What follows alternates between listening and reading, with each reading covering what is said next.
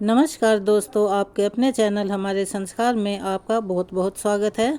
आज हम आपके लिए लेकर आए हैं सावन मास महात्म्य की कथा अध्याय 3। तुषाराद्रिशंकाशे घोरम गभीरम मनोभूत कोटि प्रभा श्री शरीरम स्फुरन्मौलिकल्लोलिनी चारु गंगा शब्दालबालेन्दु कंठे भुजंगा। अर्थात जो हिमालय के समान श्वेतवर्ण, गंभीर और करोड़ों कामदेवों के समान कांतिमान शरीर वाले हैं, जिनके मस्तक पर मनोहर गंगा जी लहरा रही हैं। भाल देश में बाल चंद्रमा सुशोभित होते हैं और गले में सर्पों की माला शोभा देती है। ऐसे भगवान शंकर को मेरा बारंबार प्रणाम है। महादेव की कृपा आप पर हमेशा बनी रहे, आपके घर में अन्न के भंडार भरे रहें।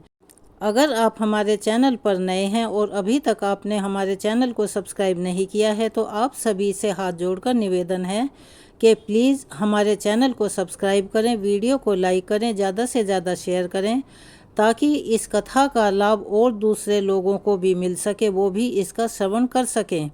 बेल आइकन को दबाना ना भूलें ताकि हमारी आगे आने वाली वीडियो की जानकारी आपको नोटिफिकेशन के ज़रिए मिल जाया करें। चलिए एक बार मेरे साथ प्यार से बोलिए, ओम नमः शिवाय, हर हर महादेव, बम बम भोले। चलिए शुरू करते हैं आज की कथा।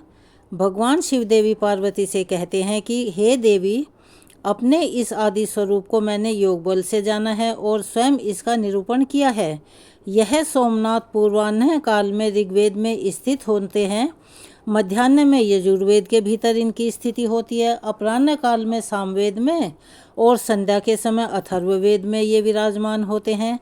मैं अंधकार से परे सूर्य के समान प्रकाशमान इस अंतर्यामी महापुरुष सोमेश्वर को जानता हूँ।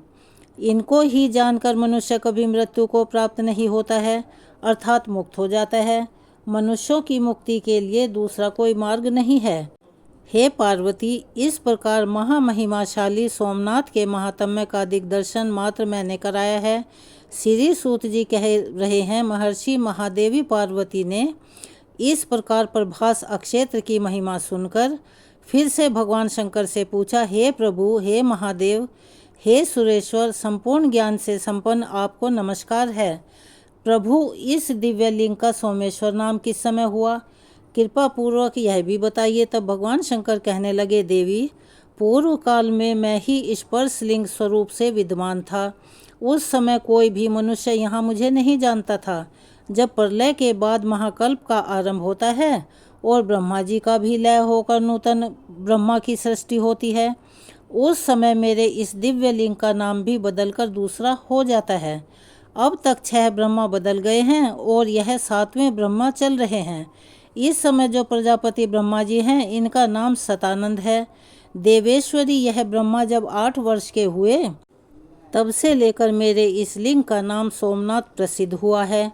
बीते हुए कल्पों में जो ब्रह्मा थे उनका नाम विरंची था। उनके समय में इन सोमनाथ का नाम मृत्युंजय था।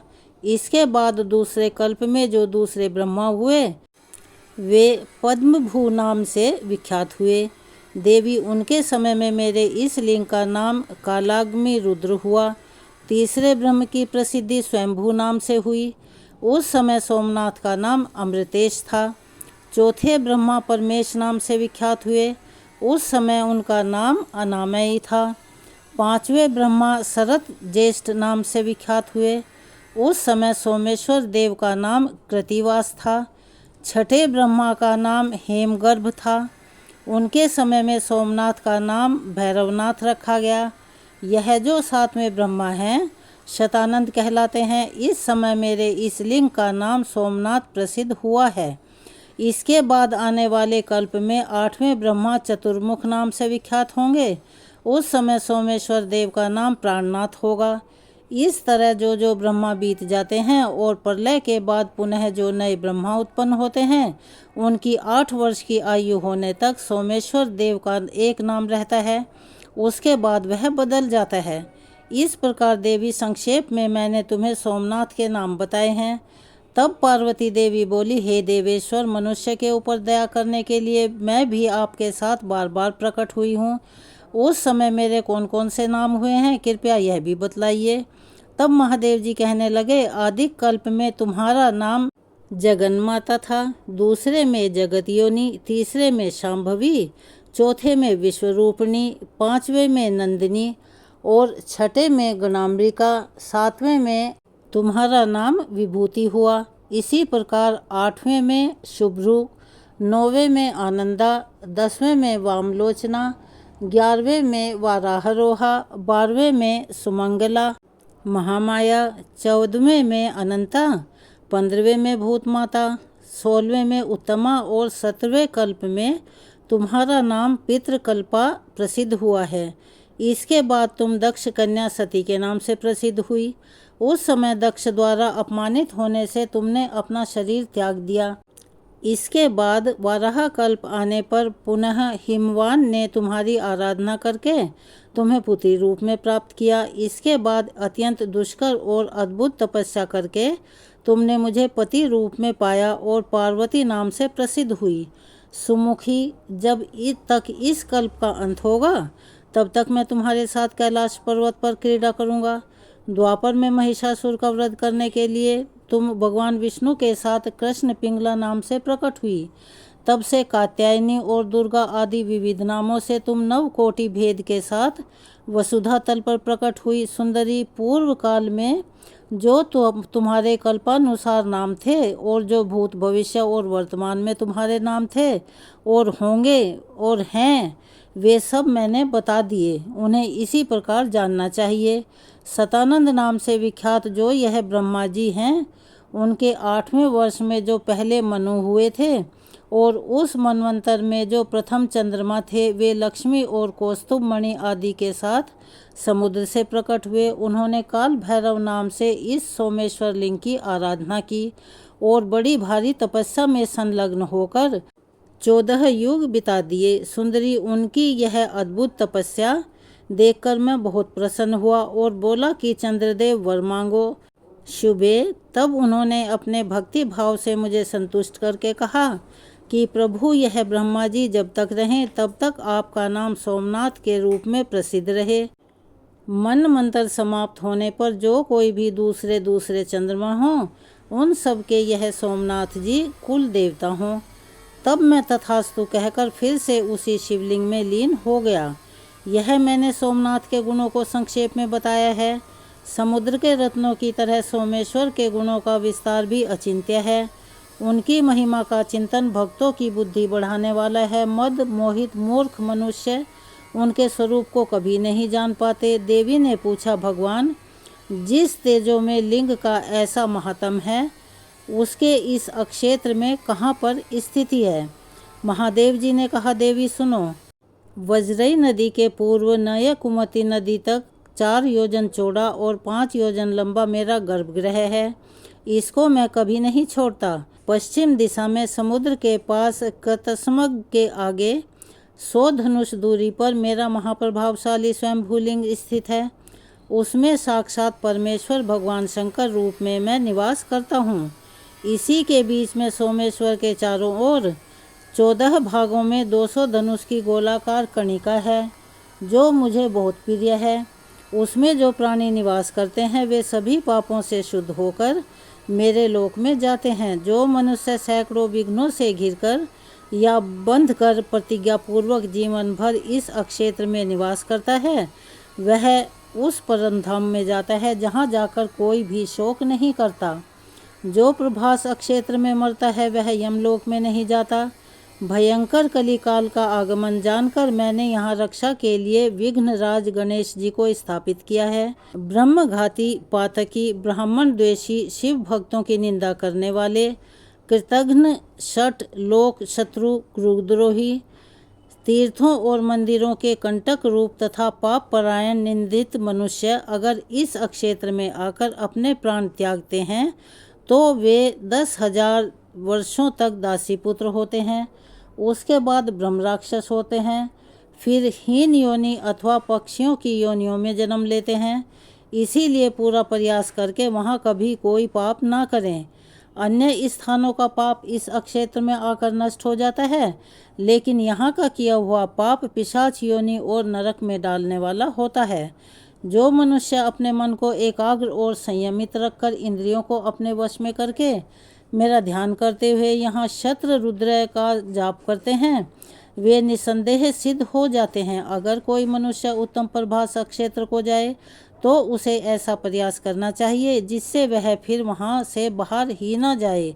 भूलोक में जो लिंग हैं उन सब में सोमनाथ मुझे विशेष प्रिय है। हे देवी, इस दिव्य लिंग में जो गुण हैं वह मुझे ही ज्ञात हैं, उन्हें मैं ही जानता हूँ, दूसरा कोई भी किसी प्रकार उन्हें नहीं जान सकता।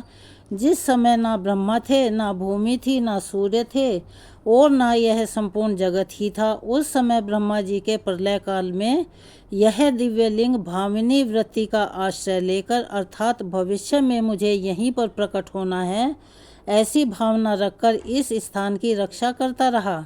देवी देव मनुष्य आदि सब लोग तभी तक संसार में भ्रमण करते हैं जब तक कि मेरे स्वरूप भूत सोमनाथ को प्राप्त नहीं होते। यह प्रभास क्षेत्र मोक्ष धाम कहा गया है। इस प्रकार मैंने तुम्हारी जानकारी के लिए सोमनाथ के महान भाव का वर्णन किया है। जो मनुष्य सदा इसका पाठ करेंगे वे मुझ चंद्रमौली शिव के धाम में जाएंगे। देवी, जो भक्त सोमेश्वर देव की शरण में जाते हैं वे इस भयंकर संसार चक्र में फिर कभी नहीं भटकते। तो चलिए आज की कथा को अब हम यहीं विराम देते हैं। मेरे साथ एक बार प्यार से बोलिए, भगवान भोलेनाथ की जय। चलिए अब सुनते हैं शिव जी की कथा। एक समय माता पार्वती ने भगवान शिव से 2 प्रश्न पूछे। पहला प्रश्न क्या था? पत्नी को पति के साथ भोजन करना चाहिए या फिर पति से पहले ही भोजन कर लेना चाहिए? दूसरा प्रश्न, ऐसा कौन सा पाप है जिसे करने से स्त्री नरक में जाती है? तब भगवान शिव ने माता पार्वती के इन प्रश्नों का जो उत्तर दिया उसके बारे में चलिए बताते हैं आज की इस कथा में। एक समय भगवान शिव ने लोक हित के लिए माता पार्वती को सुनाई थी, जिसके अनुरूप यदि व्यक्ति आचरण करेगा तो वह निश्चित ही अपने सभी दुखों से पार पा जाएगा। इस कथा को कहने सुनने तथा ओंकारा भरने वाले सभी भक्तों का जीवन आनंद से भर जाएगा। एक समय की बात है, माता पार्वती ने भगवान शिव से पूछा, स्वामी मेरे मन में इस समय 2 प्रश्न उठ रहे हैं, कृपा करके आप मेरे इन दोनों प्रश्नों का उत्तर देकर मुझे संतुष्ट कर दीजिए। तब महादेव कहने लगे, हे देवी, आपके मन में ऐसे कौन से प्रश्न उठ रहे हैं? तब माता पार्वती कहती है, स्वामी मेरा पहला प्रश्न है कि क्या पत्नी को पति से साथ भोजन करना चाहिए या फिर पति से पहले ही भोजन कर लेना चाहिए? क्या ऐसा करना उचित होता है? शास्त्र इस विषय में क्या कहते हैं? प्रभु मेरा दूसरा प्रश्न है, ऐसा कौन सा पाप है जिसे करने से स्त्री नरक को जाती है? कृपया आप मेरे इन दोनों प्रश्नों का उत्तर देकर मुझे संतुष्ट कीजिए। तब भगवान शिव देवी पार्वती से कहते हैं, हे देवी, आज आपने समस्त मानव जाति के कल्याण के लिए बहुत ही महत्वपूर्ण प्रश्न किए हैं।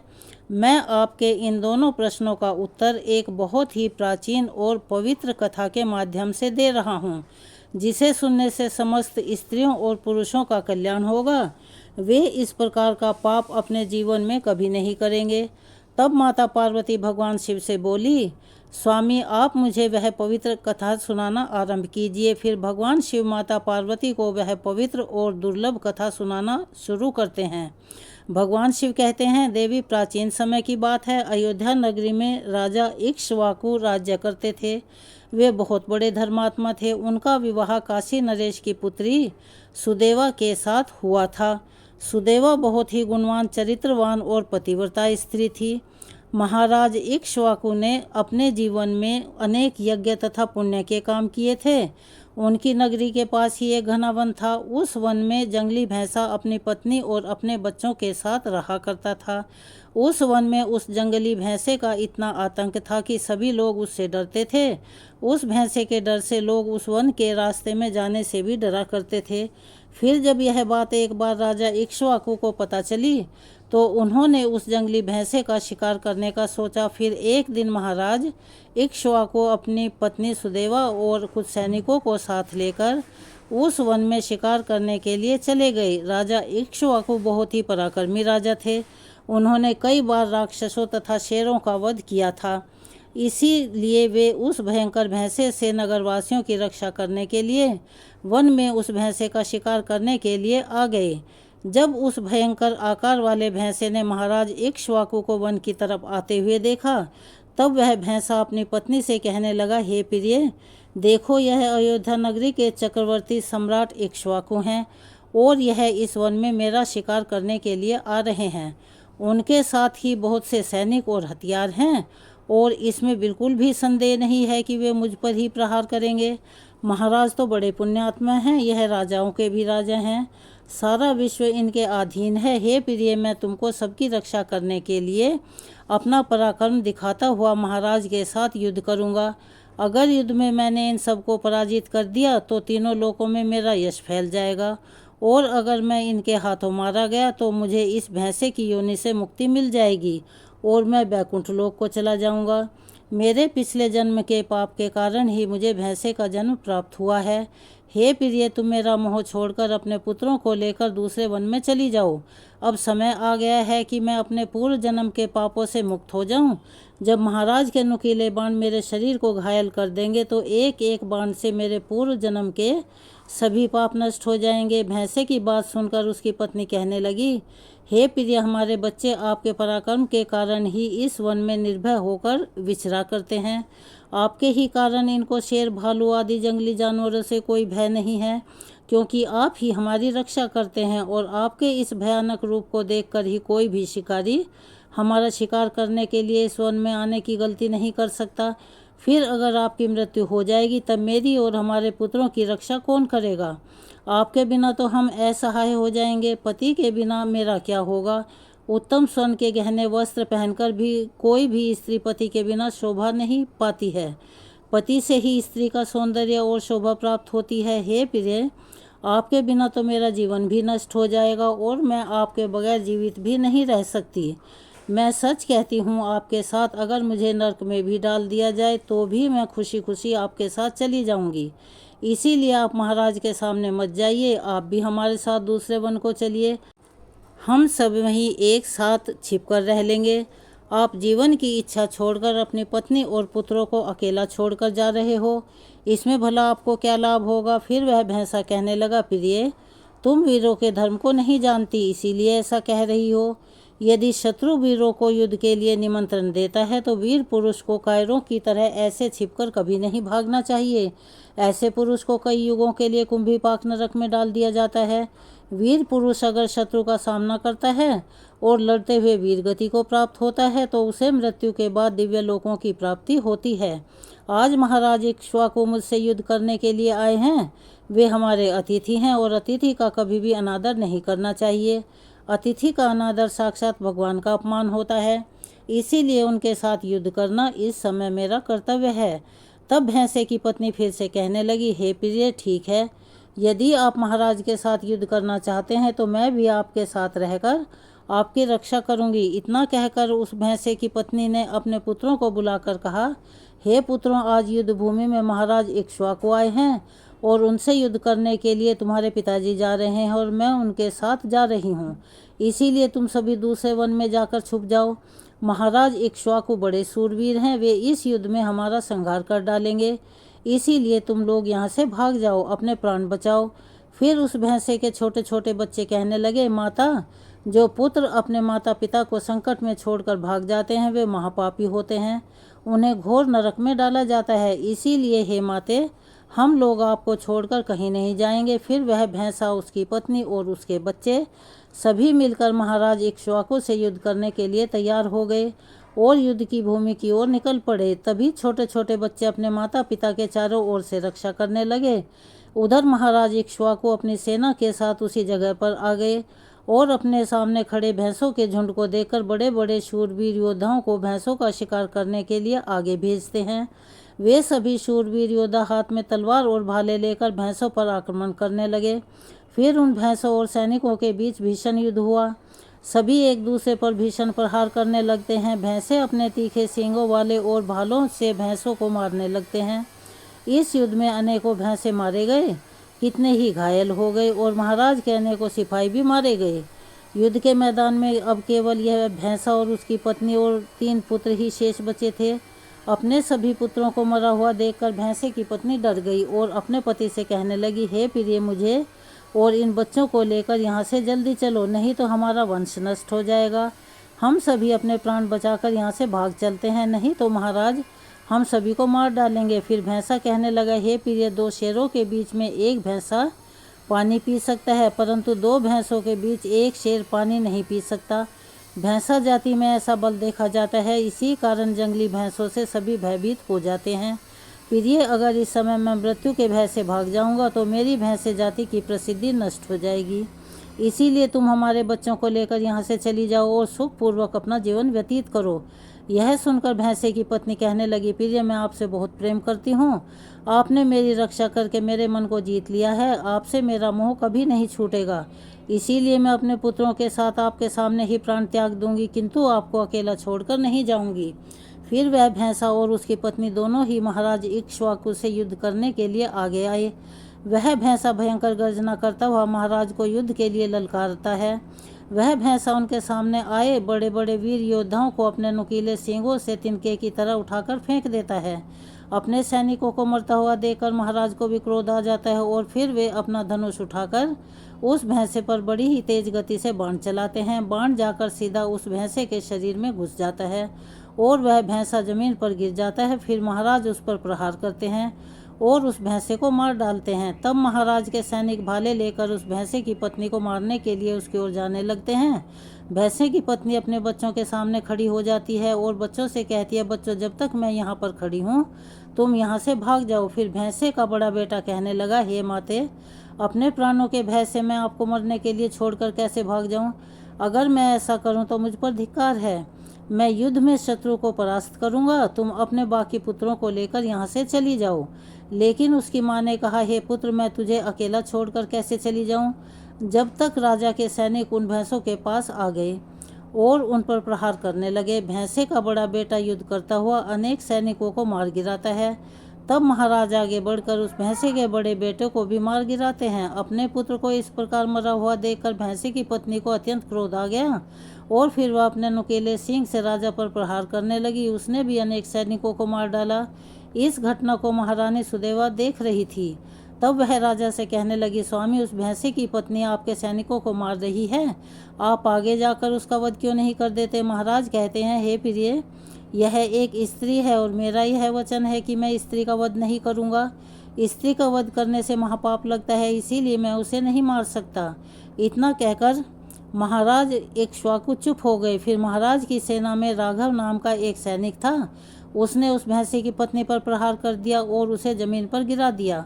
भैंसे की पत्नी मूर्छित होकर धरती पर गिर पड़ी और लंबी लंबी सांसें खींचने लगी। तब रानी सुदेवा ने उसे बेहोशी की अवस्था में देखा तो उन्हें उस पर बड़ी दया आई। उन्होंने ठंडा पानी लेकर उसके मुख में डाला, फिर उसके सारे शरीर पर डाल दिया, जिससे उसे होश आ गया। भैंसे की पत्नी ने रानी को उस पर ठंडा पानी डालते हुए देखा तो वह बहुत प्रसन्न हुई और मनुष्य की वाणी में बोलने लगी, हे रानी, आपने मुझ पर ठंडा पानी डालकर मुझे कष्ट से मुक्ति दिलाई है। तुम्हारा कल्याण हो। भैंसे की पत्नी के ऐसे वचन सुनकर रानी सुदेवा को बड़ा आश्चर्य हुआ और वह सोचने लगी कि यह तो आज मैंने बड़ी विचित्र बात देखी कि यह भैंसे की पत्नी तो मनुष्य की वाणी में मधुर और स्पष्ट बोल रही है। तब रानी ने भैंसे की पत्नी से कहा, भद्रे, तुम कौन हो और तुम्हारा व्यवहार इतना विचित्र है? तुम पशु होकर भी मनुष्य की तरह क्यों बोल रही हो? तुम मुझे अपने पूर्व जन्म का वृतांत सुनाओ। किस कारण से तुम भैंसे की पत्नी बनी हो? फिर वह कहने लगी, हे रानी, मेरे पति ने पिछले जन्म में ब्राह्मणों का अपमान किया था, इस कारण से उन्हें भैंसे का जन्म प्राप्त हुआ। अब मैं आपको अपने पूर्व जन्म की कहानी सुनाती हूँ। हे रानी, मध्य देश में काशी नाम का एक नगर था। उसमें देवदत्त नामक का एक ब्राह्मण रहा करता था। मैं उन्हीं देवदत्त ब्राह्मण की पुत्री थी। उन्होंने मेरा नाम कलावती रखा था और उस समय उस नगर में मेरे जितनी सुंदर स्त्री कोई और नहीं थी। अपने सौंदर्य और रूप के घमंड में मैं उन्मत्त हो गई थी और मेरी मुस्कान भी बड़ी मनोहर थी। जब मैं जवान हुई तो मेरा सुंदर रूप और जवानी देखकर मेरी माता को भय लगने लगा और वह मेरे पिता से कहने लगी कि हमारी कन्या जवान हो चुकी है, उसका विवाह क्यों नहीं कर देते? इसे जल्दी ही किसी वर को सौंप दीजिए। तब ब्राह्मण ने कहा, हे प्रिय, मैं अपनी पुत्री का विवाह उस पुरुष के साथ करूंगा जो विवाह के बाद घर पर ही मेरे साथ रहा करेगा। कलावती मुझे बहुत प्रिय है, मैं अपनी पुत्री को अपनी आंखों से दूर नहीं होने देना चाहता।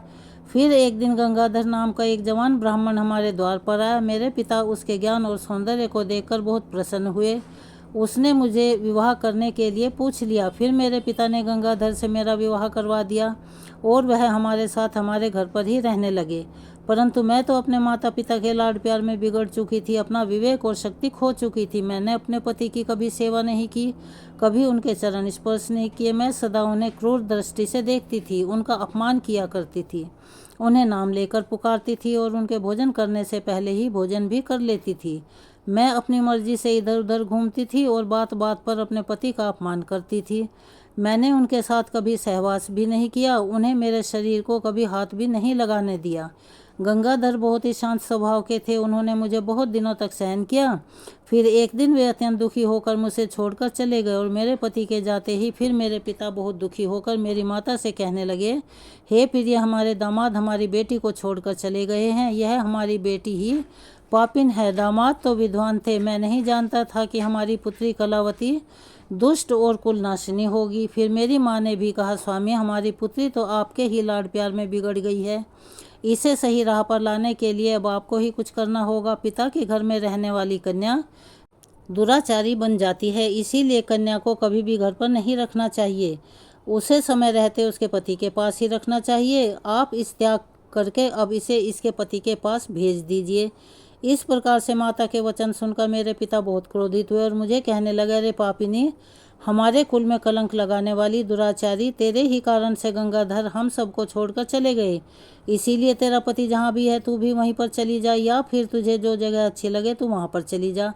फिर मैं अपने घर को छोड़कर चली गई। बाहर जाने पर लोग मुझे पापिनी, उल्टा दुराचारी कहकर पुकारा करते थे। इसीलिए मैं अपने पति को ढूंढती हुई जंगल से गुजर रही थी। मुझे जोर से प्यास लगने लगी थी।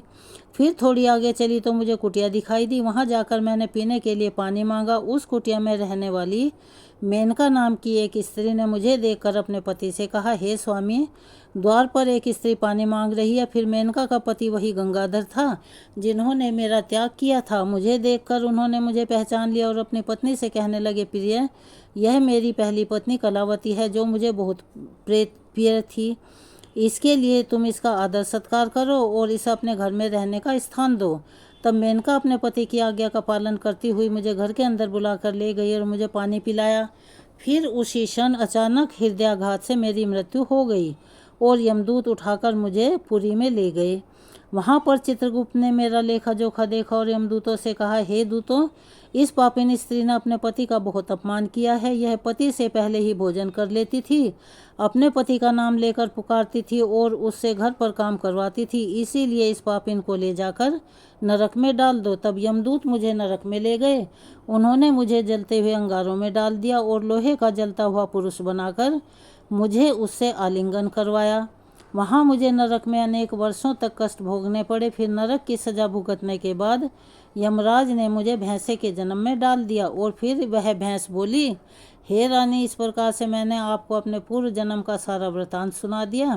कृपया अब मुझे इस जन्म से मुक्ति दिला दो। आपने अपने पति की बहुत सेवा की है, इसीलिए मुझे आपका थोड़ा सा पुण्य प्रदान कर दो। तब रानी सुदेवा महाराज से कहने लगी, हे स्वामी, अब मैं क्या करूं? आप जो आज्ञा देंगे मैं वही करूंगी। महाराज रानी से कहने लगे, हे प्रिय, यह इस समय बहुत पीड़ा झेल रही है, तुम अपने पुण्य से इसका उद्धार कर दो। तब महाराज की आज्ञा लेकर रानी ने उस भैंस से कहा, हे पुत्री, मैं अपने 2 वर्ष का पुण्य तुम्हें प्रदान करती हूँ। रानी के कहते ही उस भैंस के प्राण निकल गए और उसके शरीर से एक दिव्य स्त्री प्रकट हुई। फिर वह राजा और रानी को प्रणाम करके बैकुंठ लोक को चली गई। भगवान शिव कथा कहते हुए देवी पार्वती से कहते हैं, हे देवी, इस प्रकार से मैंने तुम्हें यह महान कथा सुनाई है। तुम्हारे सभी प्रश्नों के उत्तर भी तुम्हें मिल गए होंगे। माता पार्वती कहने लगी, हे स्वामी, आपने मुझे बहुत ही पवित्र कथा सुनाई है। इस कथा से मैं पूर्ण रूप से संतुष्ट हूँ और अब मुझे मेरे दोनों प्रश्नों के उत्तर भी मिल गए हैं। तो यह थी आज शिव के द्वारा सुनाई गई और पार्वती के द्वारा सुनी गई कहानी। आपको कैसी लगी कमेंट्स बॉक्स में अपनी राय अवश्य ही लिखें। अगर आप हमारे चैनल पर नए हैं, अभी तक आपने चैनल को सब्सक्राइब नहीं किया है, तो आप सभी से निवेदन है कि हमारे चैनल को सब्सक्राइब करें, वीडियो को लाइक करें, ज़्यादा से ज़्यादा शेयर करें, ताकि इस कथा के श्रवण का लाभ दूसरे लोगों को भी मिल सके। बेल आइकन को दबाना ना भूलें ताकि हमारी आगे आने वाली वीडियो की जानकारी आपको नोटिफिकेशन के जरिए मिल जाया करे। कमेंट्स बॉक्स में ओम नमः शिवाय, हर हर महादेव, बम बम भोले लिखना ना भूलें। अपना सहयोग और प्यार हमें ऐसे ही देते रहें। धन्यवाद।